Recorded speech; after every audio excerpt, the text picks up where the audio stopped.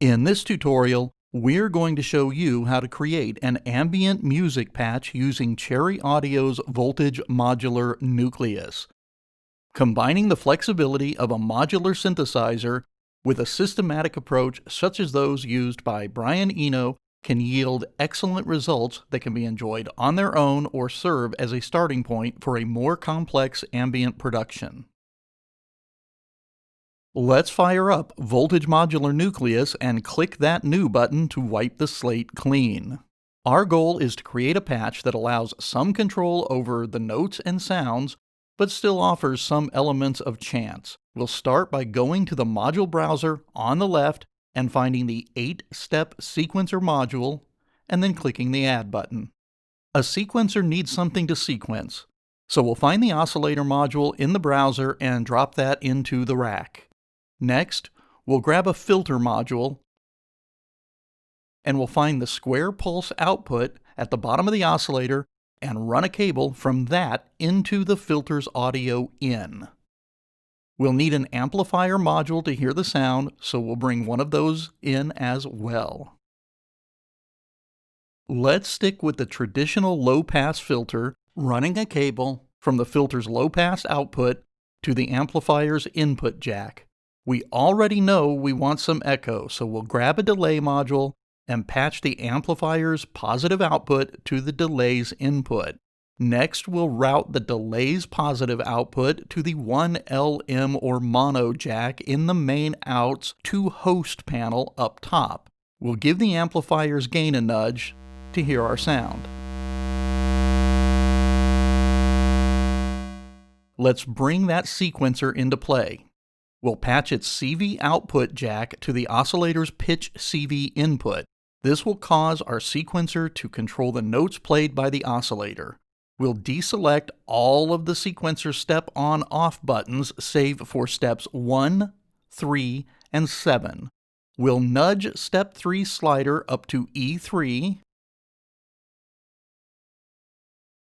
and we'll nudge step 7's value to G2. We'll find the sequencer's rate knob and turn it all the way down to 3.8 BPM. We'll go ahead and click the sequencer start button to set the sequence into motion. We can give the amplifier's gain knob another bump to hear our handiwork.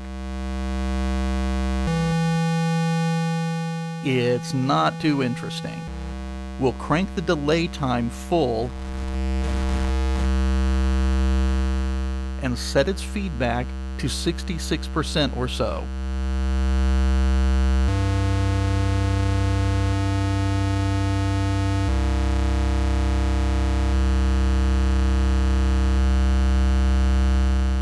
We'll set the filter's cutoff to around 66 Hz.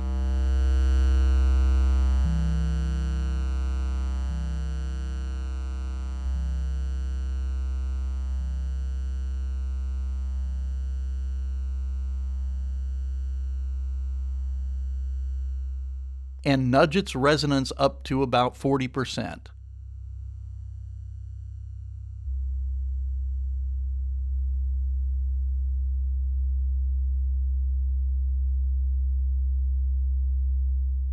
We'll find and add a mini LFO, dragging it to the left of the filter. We'll patch the LFO's topmost triangle wave to the filter's Freak Mod 1 jack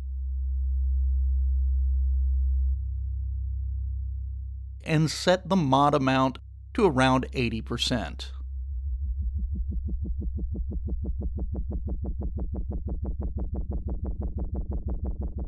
Next, we'll reduce the value of the mini LFO's topmost rate knob all the way down to 0.08 Hz.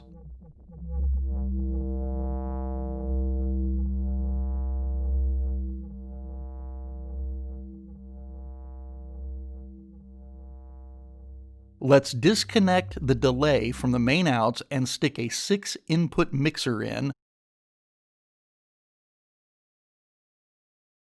with the delay routed to input 1 on the mixer, and the mixer's master routed up to that 1LM jack on the main outs panel. We'll add another sequencer, another oscillator, another filter, another amplifier, and another delay. We'll patch the new modules up as we did before,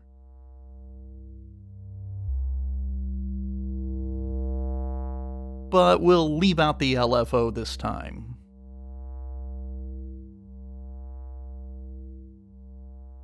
We'll route the second delay's positive output to the mixer's second input channel.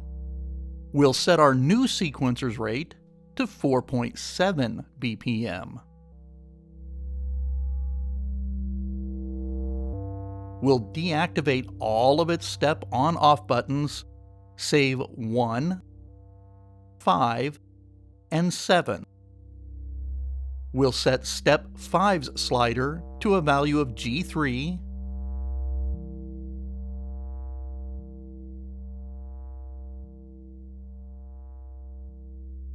we'll set step 7's slider to C4. Our new oscillator's range will be set to 8 feet. We'll set the new filter's cutoff to about 165 Hz.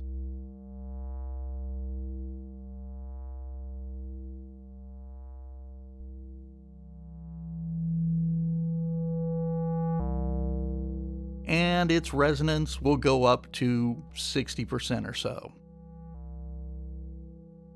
We'll route the existing Mini LFO's bottommost triangle down to the Filter Freak Mod 1 input and nudge the amount knob. Let's set the Mini LFO's bottom rate knob to 0.05 Hz.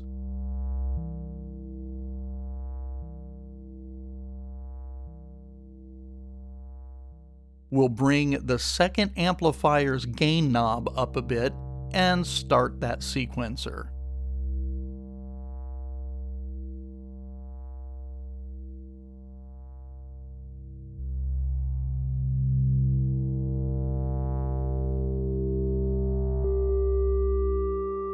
The second delay's time needs a push up to maybe 1600 milliseconds.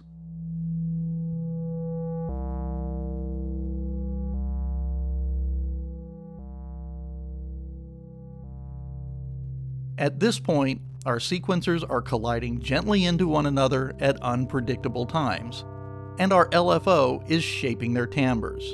Our notes have been carefully selected to ensure some harmonic coherence. Let's add another oscillator. We'll add another filter, another amplifier, and yet another delay.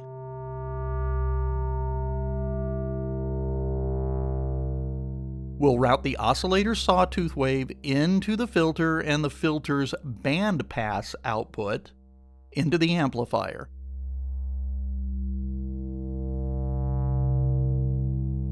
The amplifier's positive output goes to the delay, and the delay's positive output goes into mixer channel 3.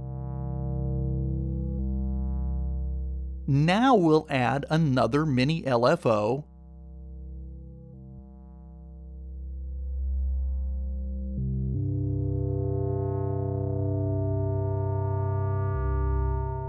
and route its topmost triangle out to the new amplifier's CV amount jack.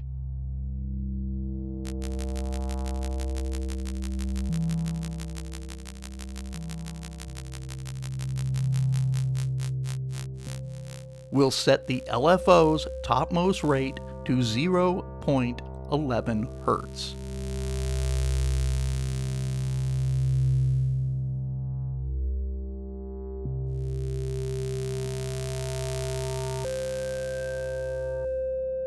The new filter's cutoff should be set to around 200 Hz or so.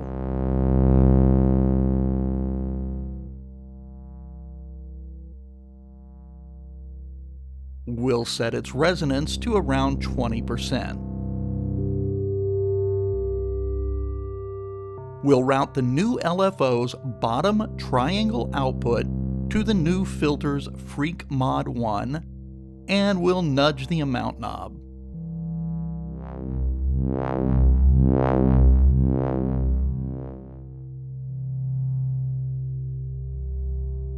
We'll set the LFO's bottom rate to 0.03 Hz.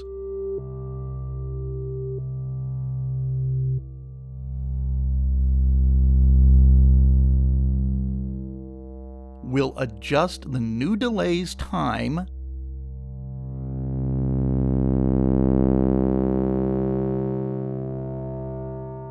and we'll tweak the mixer's level until we've got the perfect mix.